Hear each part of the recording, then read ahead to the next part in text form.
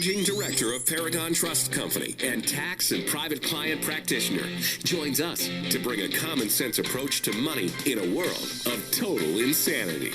Let's welcome Tony D'Angelo. All right, so we almost have like a sort of year in review, I think, today with Tony D. So we stretched out the time and gave him a little bit of extra room to wiggle, if you will. Tony, how are you? I am fine, and good morning to everybody. Proud to be among you. So, like me, I was a little angry this morning, and you're a little angry today, right? Yeah, I think a little year-end rumination really helps. It helps the spirit, it helps the soul, and kind of gives you a perspective of where you're going to go in the next year.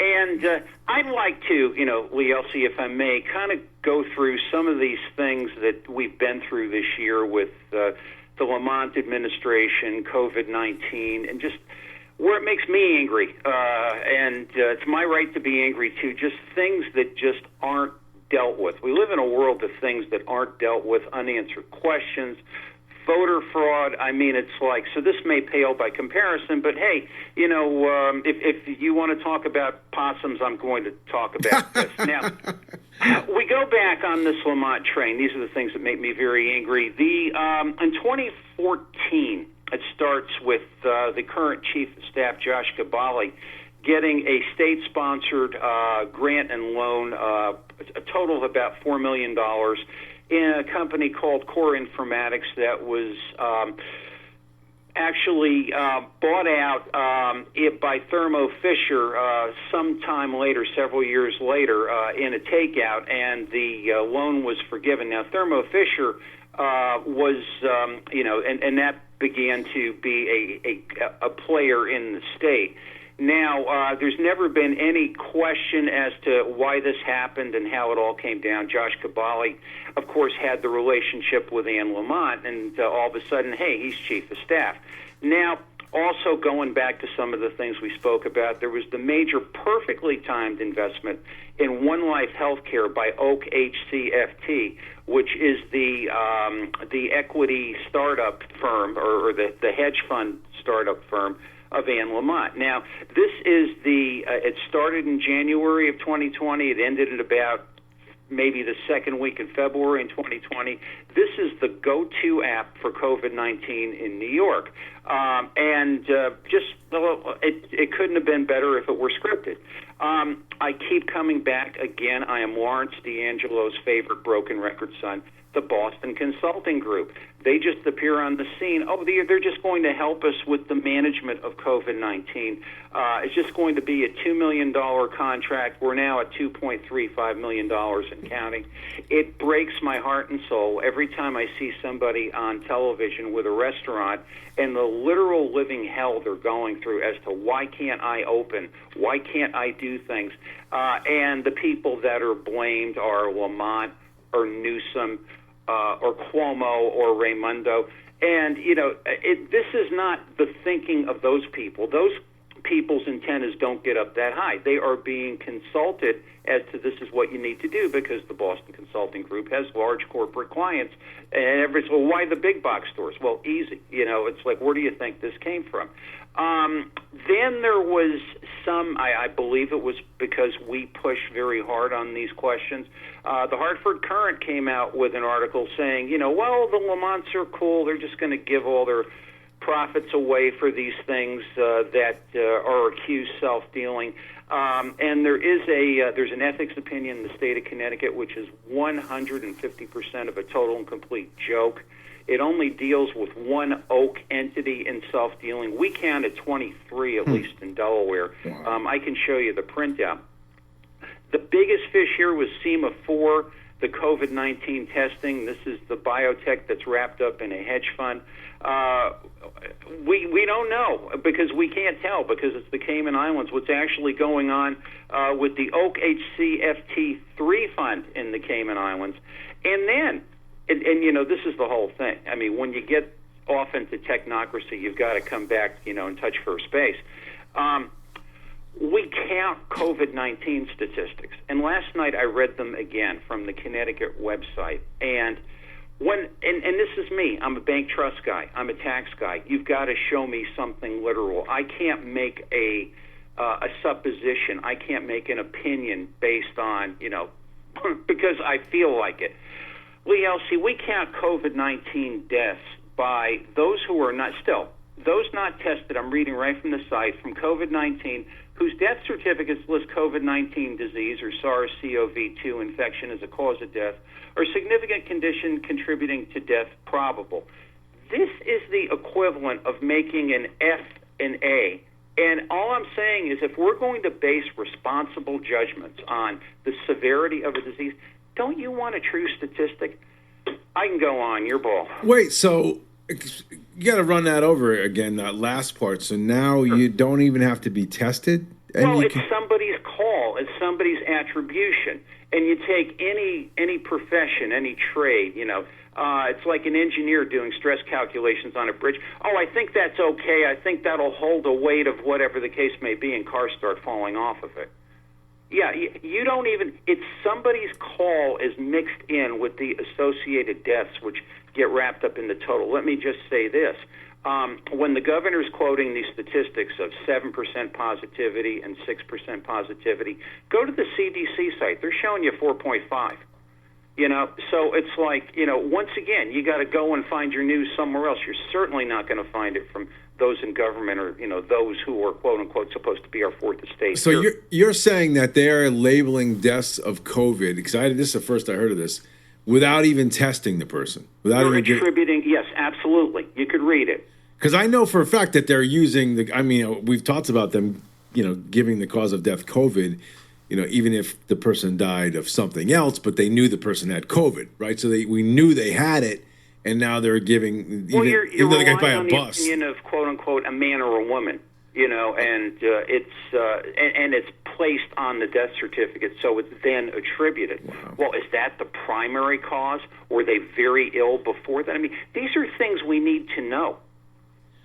Tony D is joining us. Give him a little extra time today. I also want to back up to something you talked about with Lamont, and you said he has 23 different holdings companies. That's what I counted. I haven't looked recently. Now, see, if this were all going to be given back, as you say, the Hartford Current he's giving it back to charities, etc., wouldn't he come out in a press conference somewhere along the line and say, hey, guys, my wife has this, that, and the other, and I have this, that, and the other, and just so you all know, and it's up on the up and up and transparent, all of the money that I am sort of giving away is going to go to this entity or that entity, but he didn't do any of that, did he? Well, no, nothing that I have ever seen or watched or witnessed. Whenever you have somebody who sits in a conflicted position, and basically that's what's happening here, because basically he's holding the barrel, his wife is holding the gun, shooting fish in a barrel, that old analogy.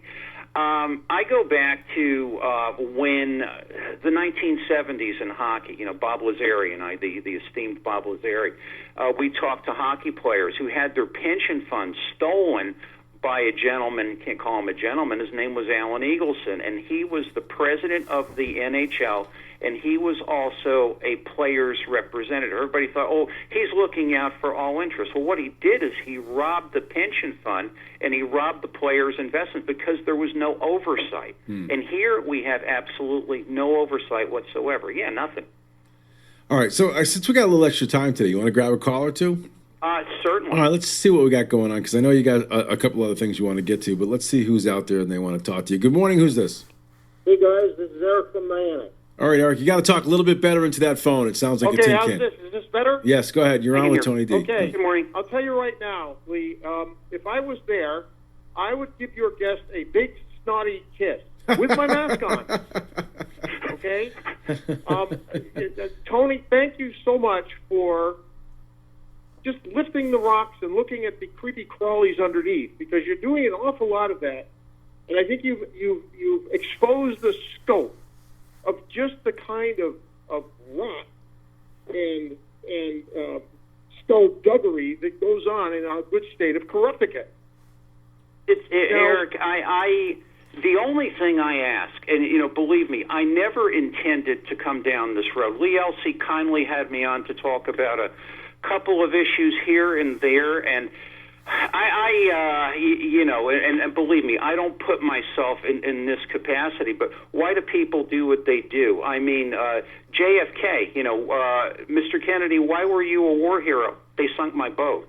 I saw businesses being, just decimated with no reason whatsoever, and these are people whom I knew, and I said, what can I do to help? And thank you so much for saying that. Well, here's the thing. I mean, there has been mention of late of the Comprehensive Annual Financial Report, the CAFR, and I think that really exposes. I mean, people talk about the budget. The budget is the operating expense.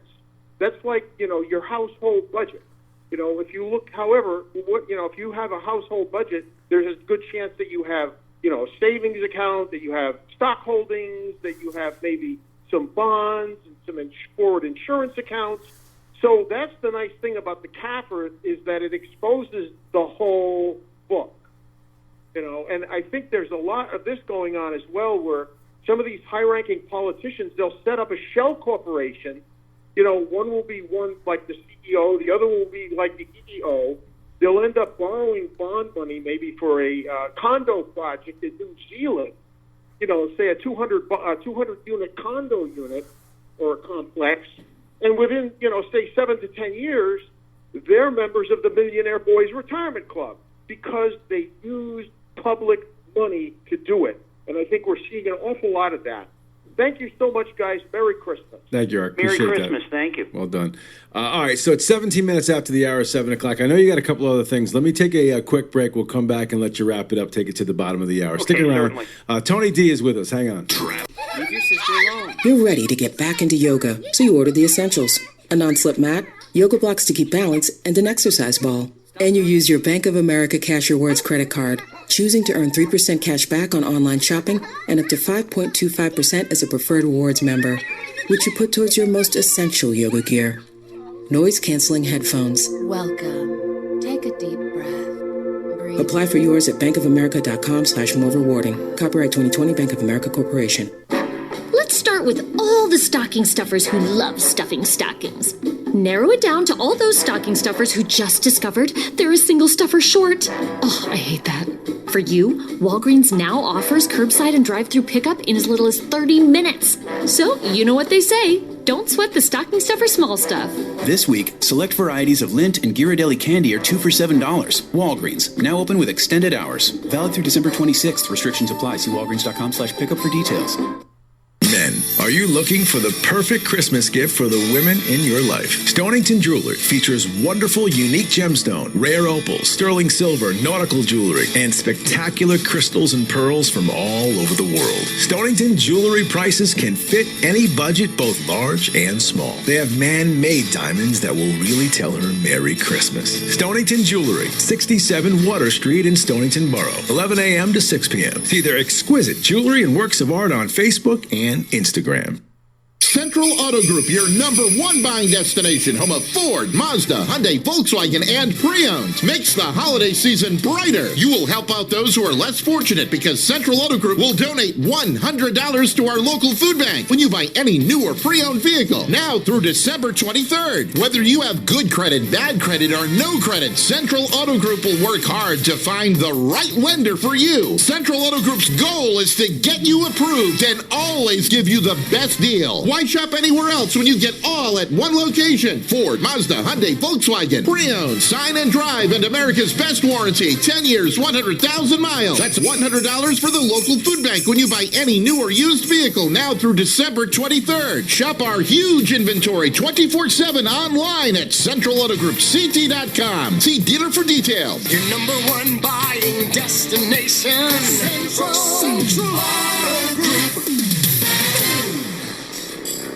You're listening to the voice of freedom, Lee Elci, on 94.9 News Now and stimulating talk. All right, so we're back. We got about 6 minutes with Tony D left, and this half hour goes very, very quickly. We gave, Tony was kind enough to give us a half hour worth of material, wrapping up sort of 2020 as best he can in a tight little bow here as it pertains to some of the things that Ned is doing. So you wanted to finish up what we were thinking about and move on to something else, right? Well, yeah, and one of the things I did want to mention with Boston Consulting is, again, we have that identity issue, and the identity is going to a consulting company. We've had, I'm trying to think, 2 or 3 breaches since then. The Department of Health was breached. Again, there's no mention anywhere. You know, Kathy got an email because she's a member of the Department of Health Registry, and then the Department of Social Services. You know, again, an illegal handover of citizens' information. And just a couple of things, and these are just kind of cherries on the sundae. We mentioned last week Inc. magazine calling Connecticut 47th in a place to do business. Well, the Wall Street Journal came out yesterday with an article. Again, you can't find it anywhere unless you look, saying that 1 in 3 Connecticut businesses are going to close. Regardless of what you hear, regardless of what you see, regardless of what the media is telling you, this is Main Street in Westport, Connecticut, which should be bonkers right now with shopping and activity. It's you know, it's like it was hit by a neutron bomb. This is what's really happening out there in the world stage and with the state. But 2 things I do want to mention. We talked about this corporation called Easy Buy LLC, a reverse auction procurer or bidder. They service 6 entities, including the Cayman Islands, curiously enough. We ran down the numbers. There's $40 million that is handed to Easy Buy LLC, ostensibly Lee Elci, for PPE purchases. Now, I tried to bust my head open on Sunday. I couldn't find any shipping records whatsoever as to what exactly is coming in. But let's assume that I'm an idiot and that I don't know where to look. Well, okay, I'm going to do some simple chicken scratch math. Now, there's $40 million that is paid to this corporation. If I use Lamont's absurdly high positivity attributed rate of 7% positivity in the state, I multiply that by 3.5 million people, I come to 245,000 people who are quote unquote afflicted or affected with COVID-19. Now, if I divide 245,000 into 40 million, I come to $163 per person per unit of PPE. And, you know, we worked out the numbers this year, and the high side, you're talking $50 a unit, and the masks are washable and reusable. So, you know, it's just kind of more of the same with nothing happening. And, I just want to tell our good people, just keep your antennas up this year and, again, question everything you're handed. All right. What about AMN? You want to get to that? AMN Healthcare, yeah, really quickly. We had a contract in. Actually, it was signed in July. It wasn't reported on until October. $23 million for testing, tracing, and all kinds of things like that. I can go on and on and on. Perhaps we'll do that next week because there's just so much information here. But the same darn thing with respect to confidential information being handed over and shared with this quote-unquote private corporation. And I, as a citizen, I like to know where my information's going. I'd like to know who has it. I have no say in any of this stuff. And it's $23 million. It's going on for, probably well into next year. And you ask yourself, why is it going well on into next year? Well, think Biden, think the dark winter, think Michael Osterholm. This is the new economy. This is what the new economy is going to be based on. COVID-19, and Trump screwed up. Take me back real quick. We got like 2.5 minutes. Boston Consulting, we were supposed to give them $2 million. We're already over that. 2.35. And is there any end in sight with that? I mean, I know a lot of people know about them, so it might be more sort of. Right now the silence is deafening. And the thing is, they are getting involved in other things. They have been involved. They're a major player in the world stage. They're involved in New York. They're involved in Rhode Island. Yeah, but are they involved with us in daily? Are they talking to Governor Lamont every day? Are we still paying them? You'll have to ask him. I mean, I kind of get the impression that he gets out of bed and that's his first phone call. Oh man! All right. Well, listen, Tony, as always, an honor and a pleasure. And Certainly is an honor to speak to these good folks. And we have a surprise for everybody tomorrow, but we'll let everybody know about it tomorrow. So, as it pertains to you, but don't tell anybody. Angelo's theory is I hate surprises. I'll let you do it. All right, Tony. Thank you, buddy. My honor. All right, we'll talk to you then. Tony D, in another round with him talking about the governor and some of the very curious dealings.